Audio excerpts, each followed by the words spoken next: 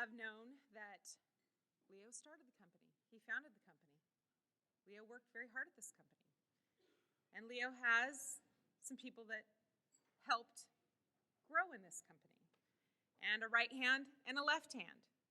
And I would like to bring Leo's right hand, our CEO, Marsha Emmett, on the stage. Please welcome.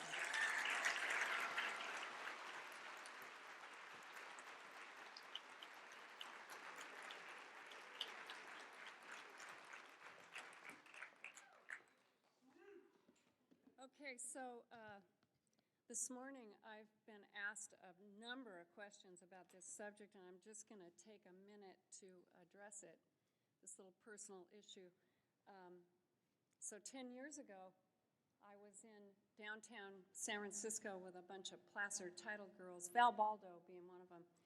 And so we were finishing our day of shopping, and we're in Nordstrom, and we're headed out the door. But between us and the door was the women's shoe department. So Val led me astray, and I don't know, but 2 hours later I emerged with 5 new pairs of shoes, and meet my boots.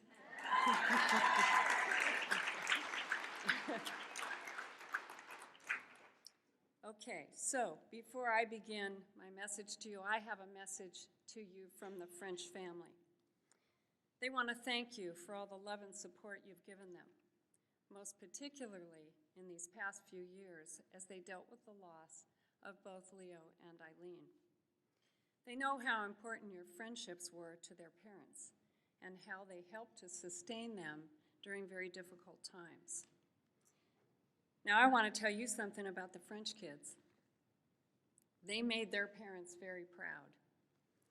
They are, and always have been, unselfish and generous in sharing their parents' affection with all of us. For that, we are all grateful to you.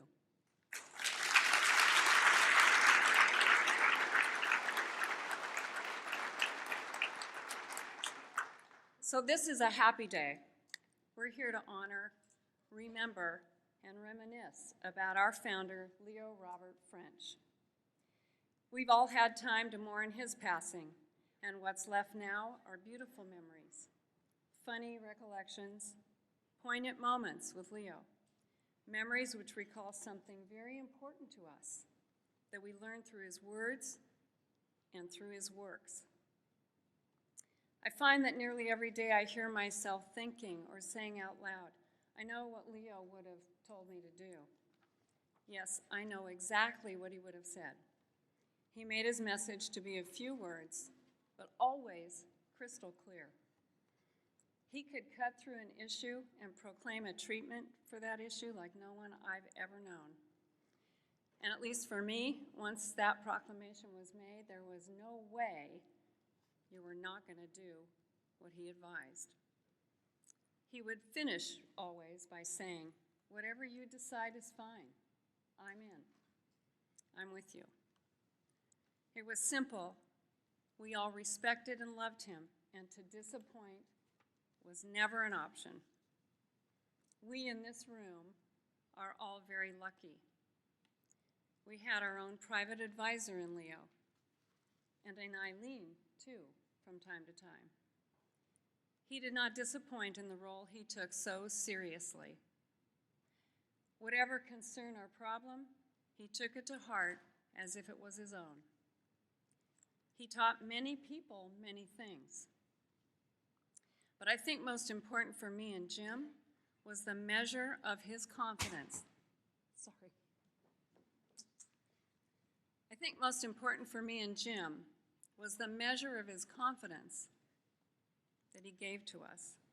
It encouraged us and allowed us to have confidence in ourselves. And what a gift that was. I'm just now actually realizing the scope of it. And I wish I could thank him one last time.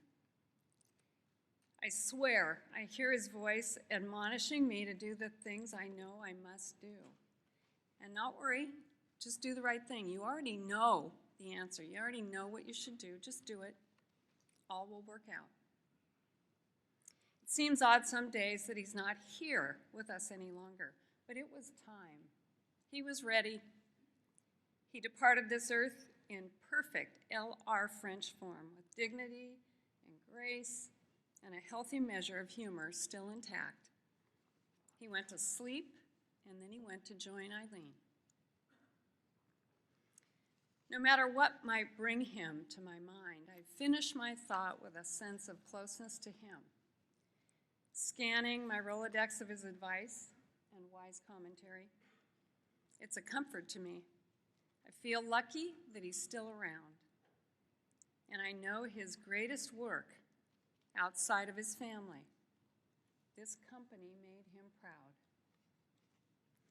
The loving help and support he gave us is alive in the company he built, and it's alive inside all of us who knew him. How lucky we are to be able to draw from all that he taught us. I want to read you an excerpt from a letter he wrote to JJ and me back in January of 2004. It was a sort of state of your company letter and a commentary on how we were doing as a whole. We always looked forward to these communiques from Leo, and this one was a beauty. It happens to be particularly meaningful to me because it's a topic he and I discussed frequently. He said, PTC is not a moral crusade. It's a place where we try to make a good living and do it with honor and integrity. I never want you to give up the culture of caring and affection for our employees. I do recognize, however, that with growth and expansion and the addition of new operations and new people, we will not be able to have everyone march in lockstep, and we don't want them to do so. This does not bother me. Our way is not the only way. We do not own the patent on compassionate leadership. We can take pride in the fact that our way has proven out, and the people we are responsible for are, in general, happy and motivated. He goes on to say, I do hope you will keep trying to maintain the general tone we've established. Guard against selfish and manipulative people. The success of most companies can be measured by the number of employees who recognize that their success depends on the success of their fellows and on the success of the whole company. It's not quite enough to make money. Close, but not quite. We should also strive to have a place where people can be comfortable and treated with care and respect, and perhaps even a gram or two of affection. He finishes by saying, I've reached the point where I can hear myself chanting this mantra as people's eyes glaze over. I don't want to do that. If we are to achieve these objectives, you two and your company will have to do it.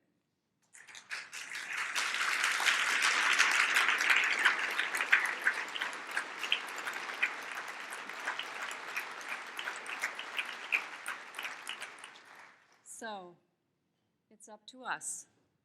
He said so.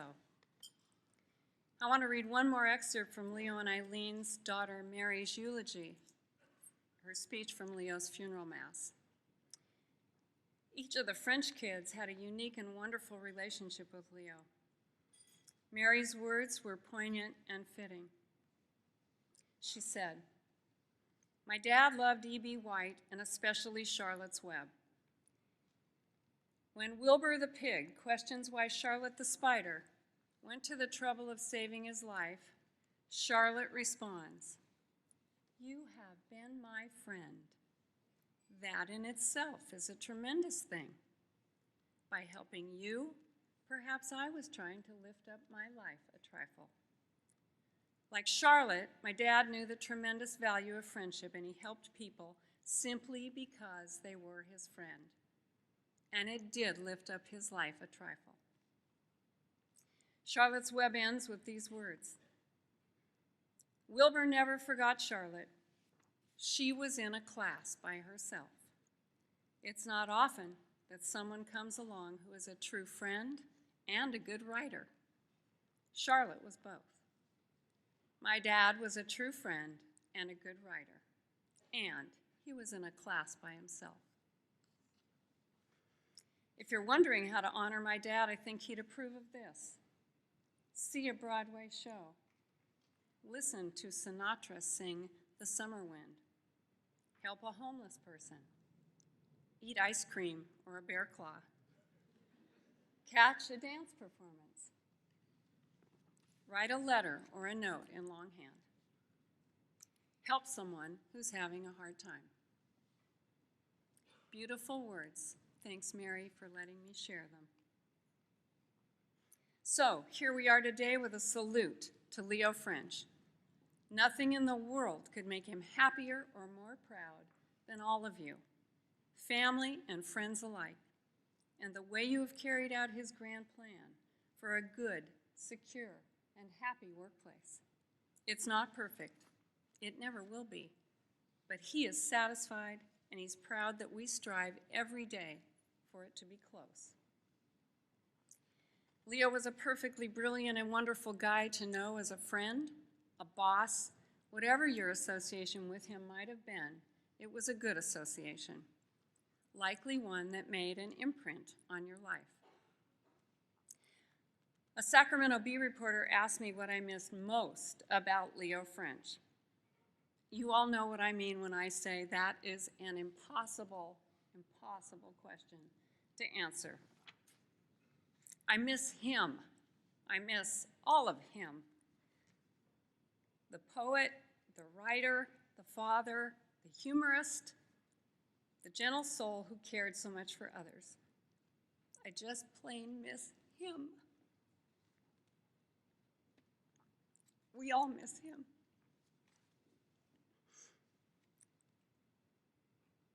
From my MLHC heart to yours, I'm asking you to remember him by recalling his words about compassion and about doing your part to make the company strong and safe. Wise and wonderful he was, and we shall miss him every day. But remember, he left a great deal of himself behind, and all of those who knew him and love him. So raise your glass to Leo, and thanks for the memories.